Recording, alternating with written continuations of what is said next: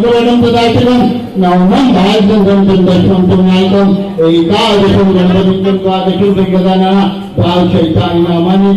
सिपरा और चामुंडा की नगरी में वापिस पुनः हम राजनेता की ओर से भाई बाबूलाल जी चौधरी सिरोदिया को 12 लाख का अध्यक्ष घोषित किया है। वो अपनी कार्यकारिणी जल्दी घोषित। ये स्थान कंवर सिंह ने ये कार्यक्रम रखा था बड़े जोश खरोश के साथ, पर क्या करो, गद्दार हर युग में पैदा होते हैं। गद्दार हर युग में पैदा होते हैं।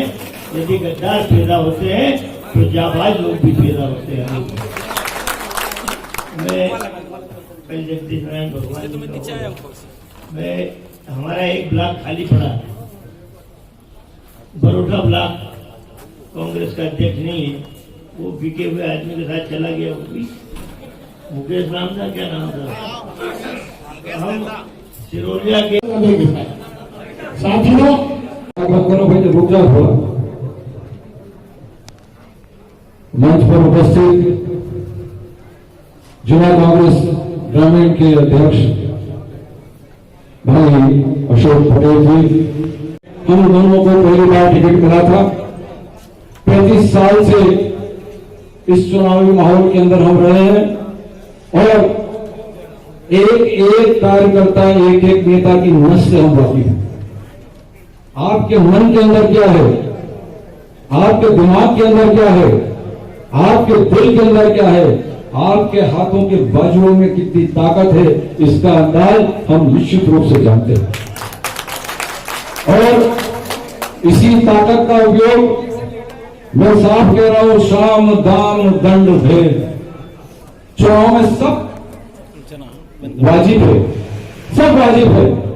तो आपकी हाथों की ताकत बोलो, वो हमारे, हम 150 वोट छोड़ें, अगर हम 50 वोट भी एक पोलिंग का देखें कि अगर हमारी लापरवाही से ये 50 वोट हमारे जो खुद के हैं, हमको बीजेपी के पास जाने की जरूरत नहीं, हमको किसी से खुशामद करने की जरूरत नहीं, जो हमारे अपने वोट हैं, अगर एक पोलिंग पर 50 वोट हमने अपनी लापरवाही के कारण अगर छोड़ दिए तो 252 पोलिंग है, 50 से आप जोड़ लगा लो, 12,500 मत हमारे खुद के ही नहीं डलेंगे।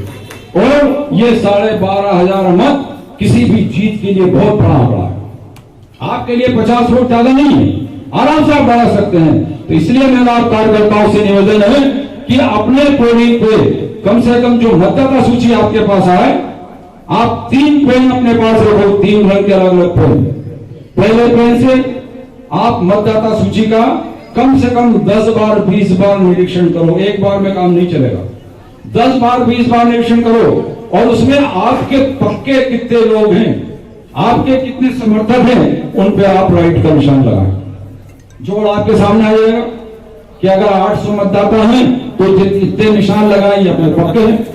फिर उसमें से ऐसे लोग चुनो जो मनीष भाई के प्रभाव में, राजा जी के प्रभाव में, सज्जन भैया के प्रभाव में, पीछे बैठे नेताओं के प्रभाव में है, उसको मार करो कि ये व्यक्ति किसके प्रभाव में है, उसको दूसरे सही से मार करो।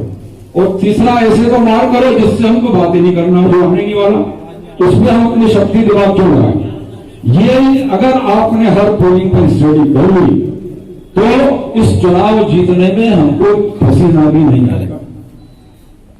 कुर्सी और लक्ष्मी खानदानी आदमी ही बचा सकता है। अगर आदमी खानदानी नहीं है, वो कुर्सी का मतलब नहीं समझेगा क्या है। और उस आदमी को अगर लक्ष्मी मिल रही तो वो उसी वक्त टेलर के यहाँ के जाकर मलमल का कुर्ता बना के यहाँ नोट रख के घूमेगा कि देखो कितने नोट है। पर उसको ये मालूम नहीं है कि वो लक्ष्मी उसको गलत रास्ते पर ले जा रही है, उसका सत्यानाश होने वाला है। इसलिए जिस व्यक्ति को आपने कुर्सी दी, जिस व्यक्ति को आपने 5 साल के लिए जवाबदारी क्षेत्र की दी, जिसका ये कर्तव्य था कि 5 साल तक मैं अपने क्षेत्र की सेवा करूं, क्योंकि क्षेत्र की जनता ने मेरे पर भरोसा किया है, मैं क्षेत्र की जनता की सेवा करूं, क्षेत्र की समस्याओं का समाधान। वो पत्थर जो किसी को पता नहीं था कि ये पानी में तैरता है। लंका पे हमला बोलना था, सीता मैया को छुड़ाना था,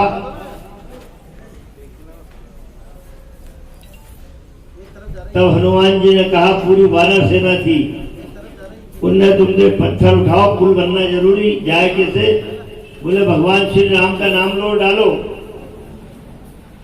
पवित्र मन से किया हुआ कार्य जब एक चालू हुआ है, किसान भाई मान चुके हैं, दिल से स्वीकार कर चुके हैं, हमें बोलने की बार बार जरूरत नहीं कि आज का रजिस्ट्रेशन नहीं हो रहा। गेहूं का पैसा कितना बड़ा झूठा आदमी है। बोले मैंने 20,000 करोड़ रुपए किसान के खाते में डाल दिए। तेरे बाप का पैसा है, तेरे पिताजी का पैसा? अरे किसान ने गेहूं बेचा, उसका पैसा है, और आधे किसान को तो अभी एक महीना हो गया, अभी पैसा किसी के खाते में डले ही नहीं, उसका भी ब्याज खा रहा, उसका भी ब्याज खा रहा, चेक से पैसा आ रहा।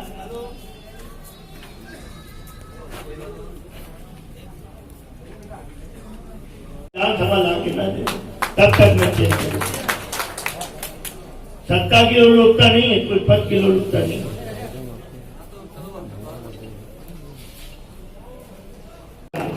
ये हमारा जीवन का सिद्धांत है, ये हमारी भारतीय परंपरा है, हमारी संस्कृति है। तो सुख की नींद हम उस समय तक नहीं लेंगे।